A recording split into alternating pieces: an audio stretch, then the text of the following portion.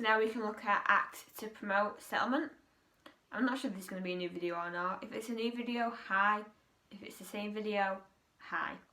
So first we're going to look at the Homestead Act, which was in 1862, and it's where a settler could claim 160 acres of land once they've lived on it for 5 years and proved it up, so made it an economic success.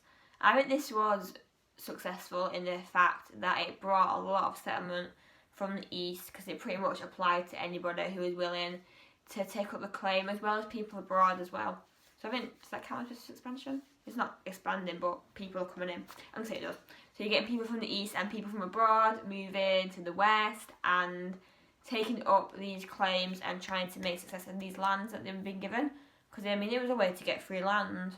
So you can imagine the success of it, I think. So it was a great opportunity for people who were poor in the east or people who were poor abroad to move to the west and try to make an economic success of this land. But it can be criticised in the fact that a lot of people who move to the west to try and make money from these homesteads had no experience in farming, like I mentioned earlier. So it means that people aren't going to prove up the claim, because there's about 40% of people who couldn't prove up or didn't make a success of this land. They couldn't make it fertile, they didn't grow enough crops, I don't know. But the point is, it wasn't very successful for people. So they would either have to move back where they came from because they wouldn't get the land, or they'd have to squat on land that wasn't theirs, which could cause problems. The land they were given as well was often infertile in itself. They'd be given really poor quality land, because the good land would be given to people where it wasn't free. And then even with the big technological advancements, people still couldn't afford these or didn't know how to use them properly. But I still think this act was important, because it did move a lot of people west. It settled 10% of the west in the US, which I think is quite cool. So 10% of it was because of this act. So I think you definitely need to consider it as being important, because it gave people a reason to move west.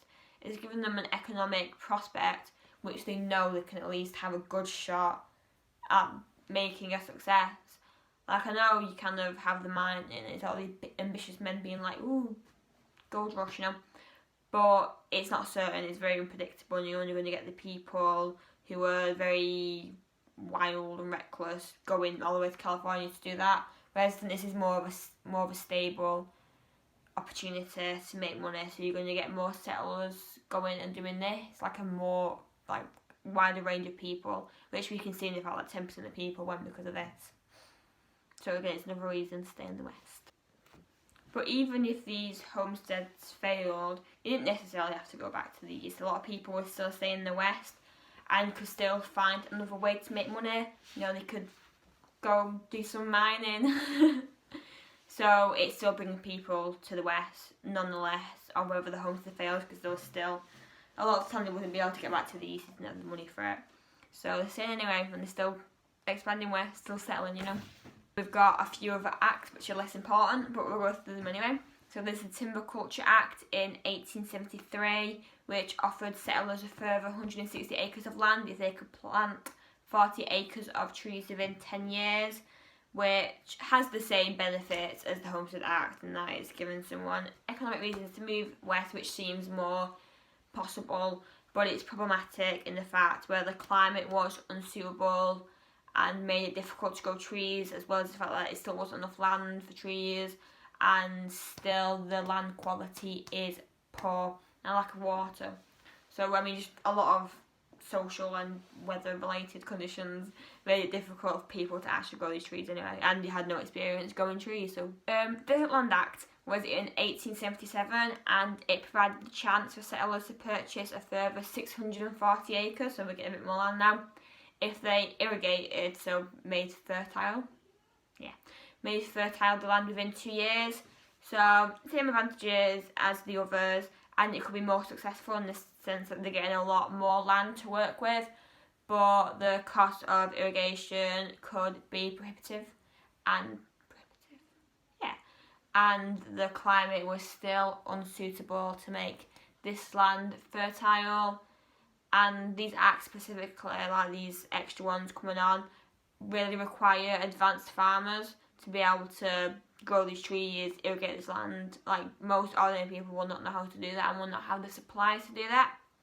So acts like, specifically I think the Desert Land Act really targeted already advanced farmers who were likely already in the West anyway, and also it's still a very small amount of people. You're not attracting ordinary settlers who want a new life. You're only targeting these small percentage of advanced farmers. So the last act we'll look at is the Marill, I think you say it, I'll put the spelling there if I edit this. The Marill Land Act in 1862, which established colleges to teach agriculture, which made it easier for settlers to be able to approach and make successful these acts. Like the Homestead Act, I think, because that's by far the biggest act, but then even the ones afterwards. So it gave people a way to make these acts successful and made it more open to ordinary people. So these colleges gave ordinary people the opportunity to get a higher education and have the opportunity to make these acts successful. So again, people are more likely to come from east to west if they know they've got a Homestead Act, which is they'll get the free land, and then they've actually got a way to make it a success as well, because they're going to get the education on how to make the land successful.